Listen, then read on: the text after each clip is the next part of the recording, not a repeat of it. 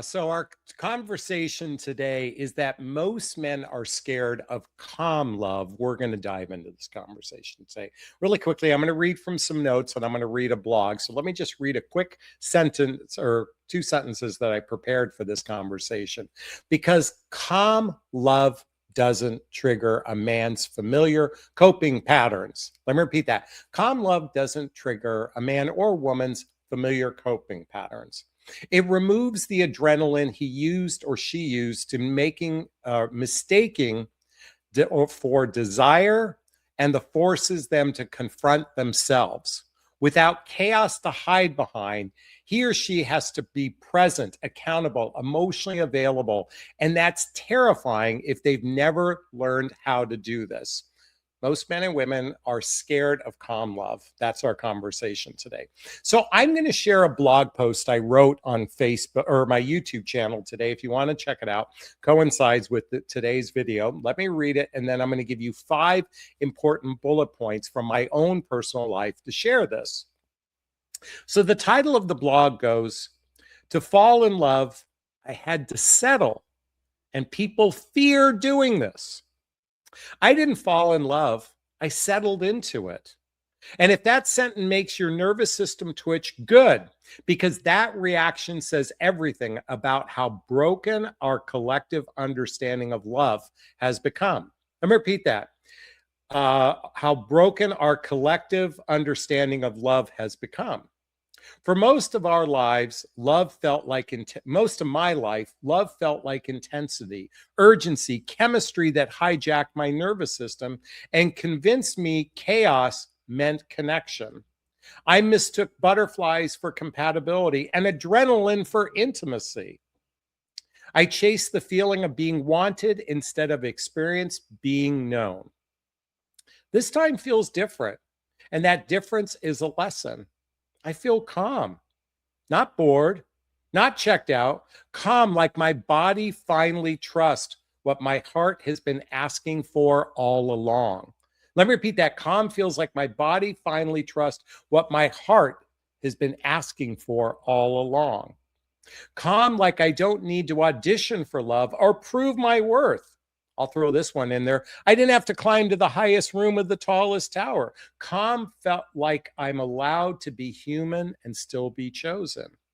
And here's the spicy truth no one wants to say out loud.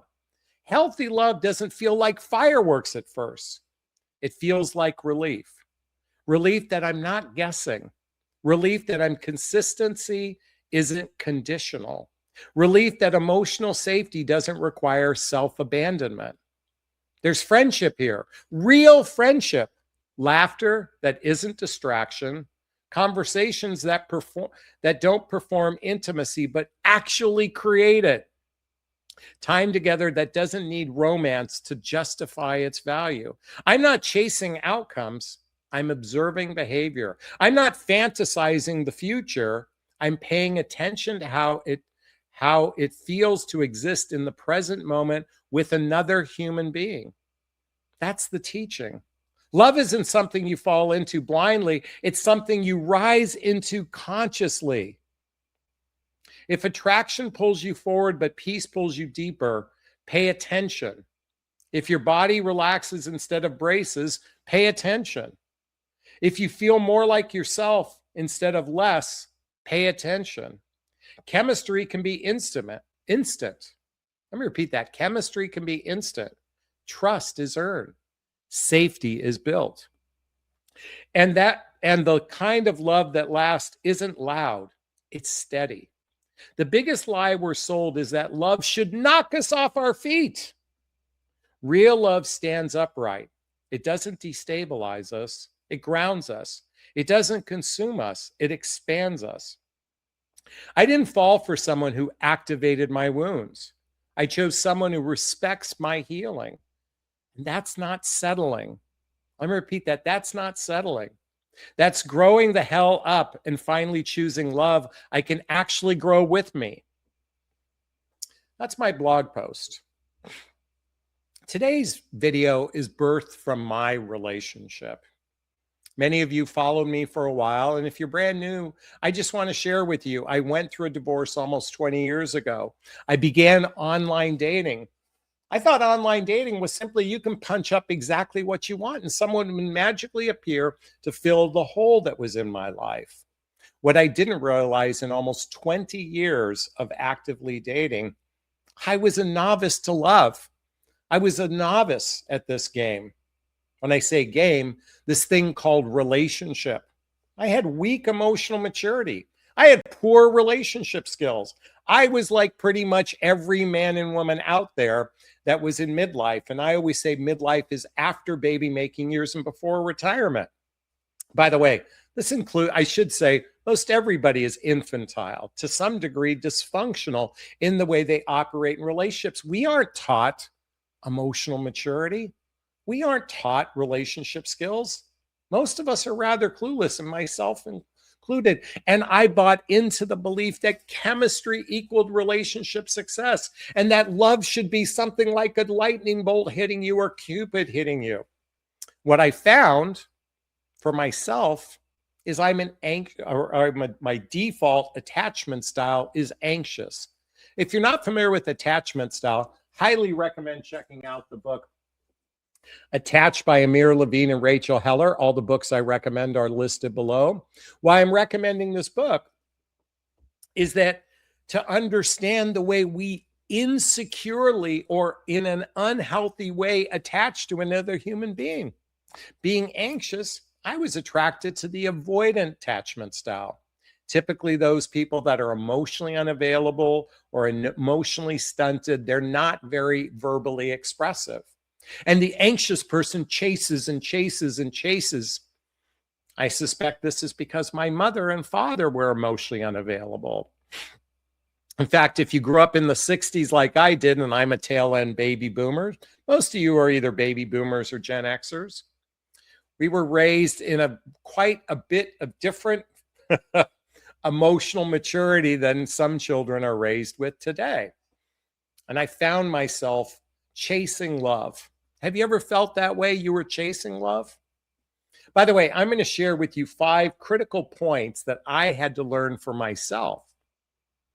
Because now that I find myself, I didn't settle into love. I finally had to settle down. I had to settle down my belief system that it should feel like fireworks and butterflies and it should feel spectacular. In fact, in my current relationship, our first meeting, by the way, I don't like calling them dates the first time you meet someone. I like calling them meetings. In fact, that's what I asked her. Could we treat this as a meeting? Just 2 people meeting as friends, no pressure, no expectations.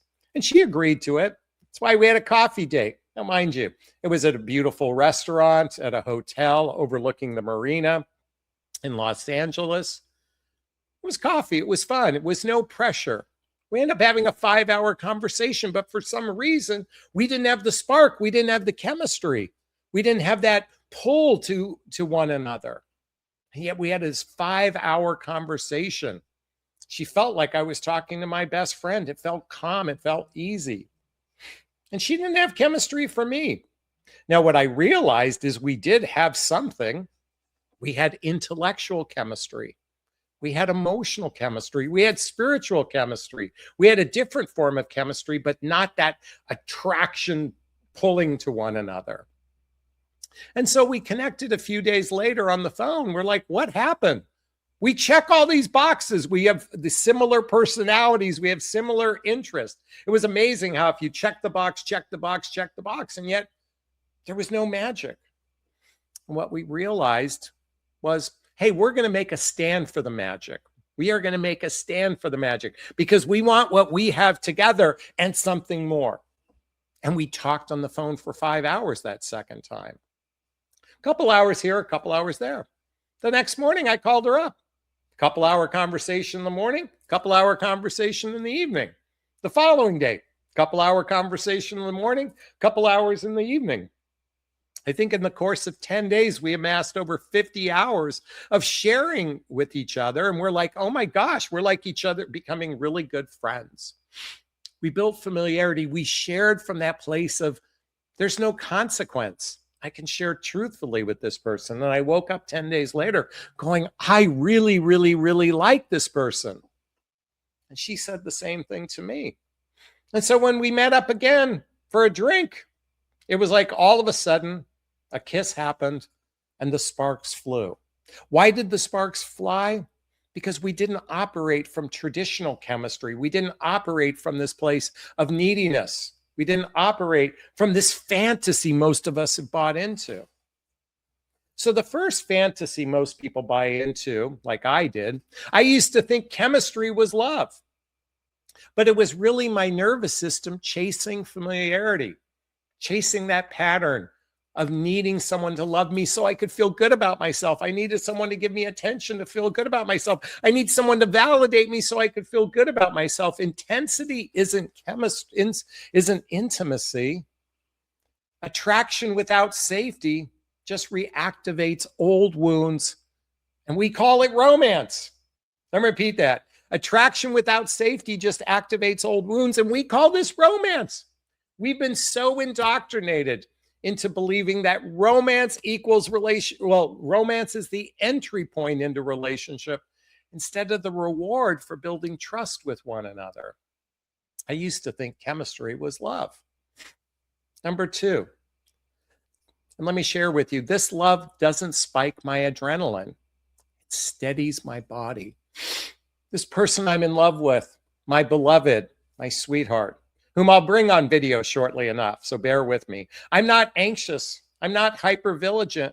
I'm not overperforming. I'm present. Calm isn't boring. It's regulated.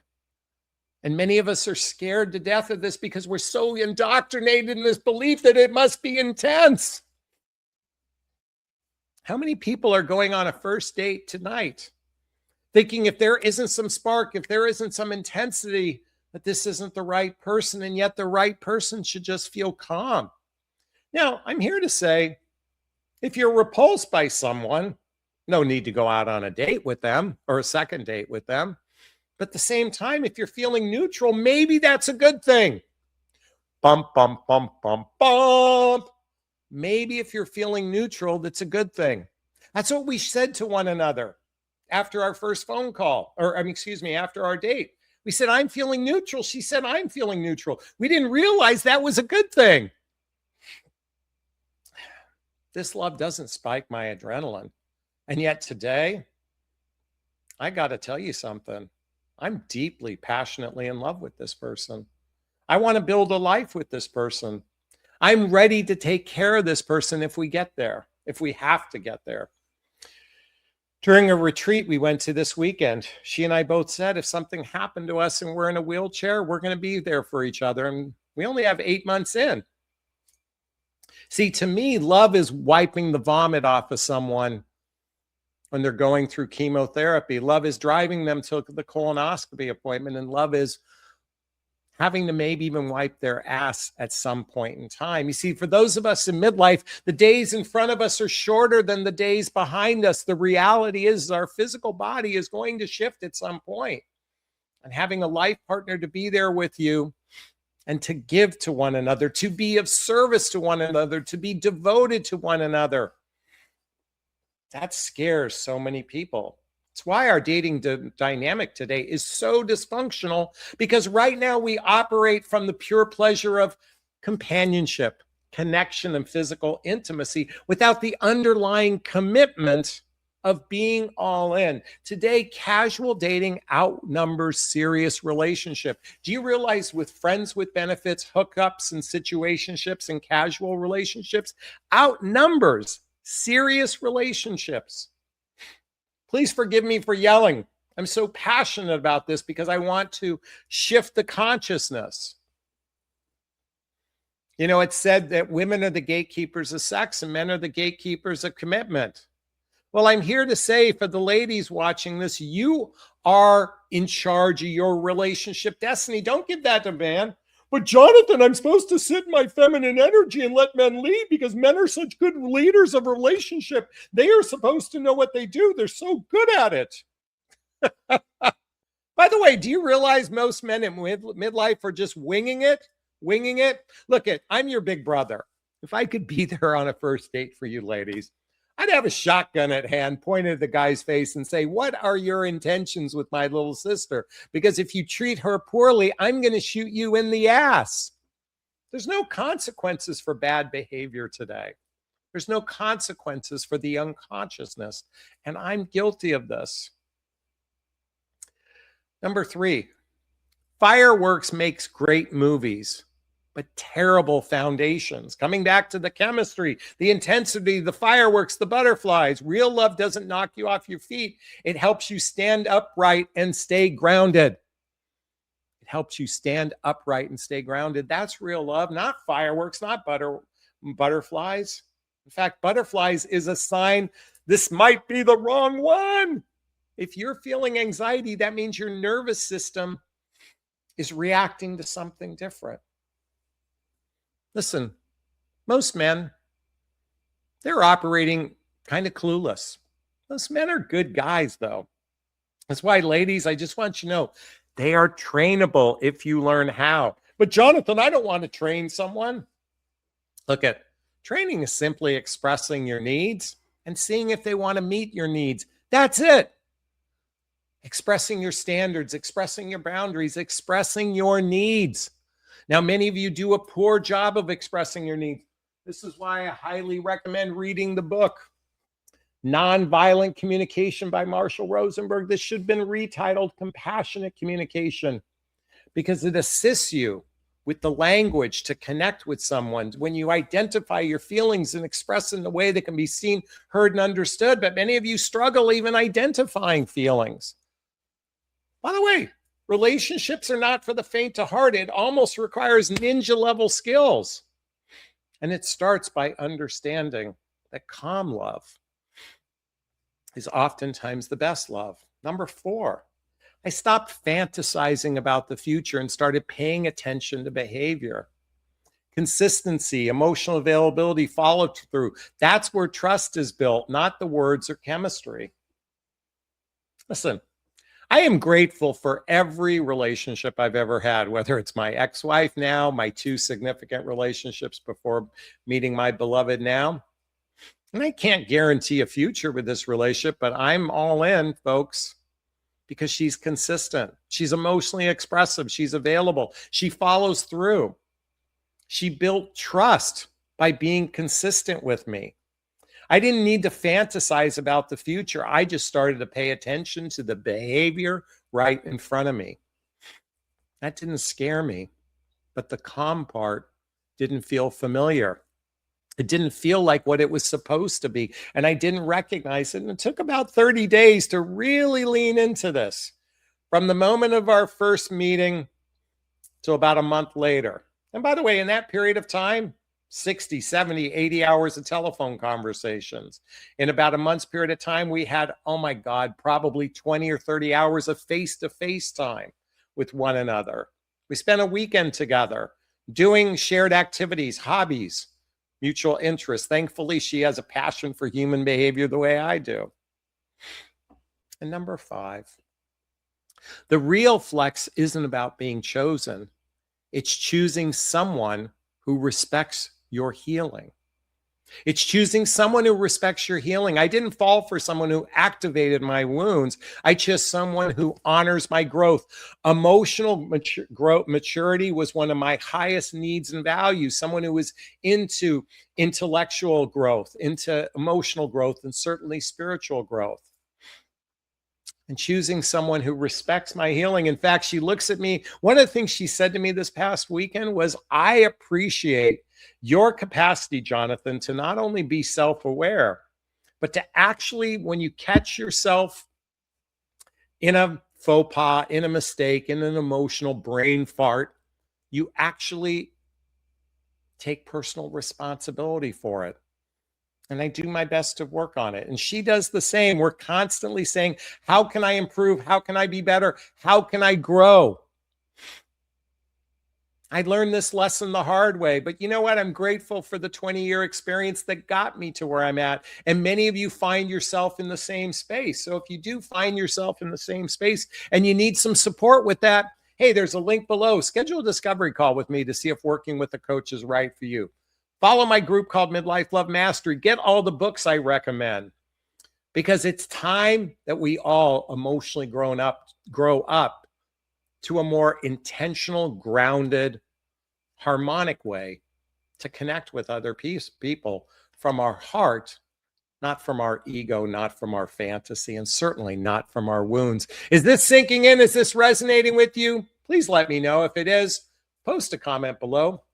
I do my best to read them all in the first 24 hours. As always, if you find value in my videos, please hit that like button. Please share this video. Please subscribe to my channel and hit that notification bell so you can be notified of new videos. And if you want to connect with me directly, hey, there's links below. Schedule a discovery call with me to see if working with a coach is right for you. There's a link to join my groups and to get my dating vows, all listed below.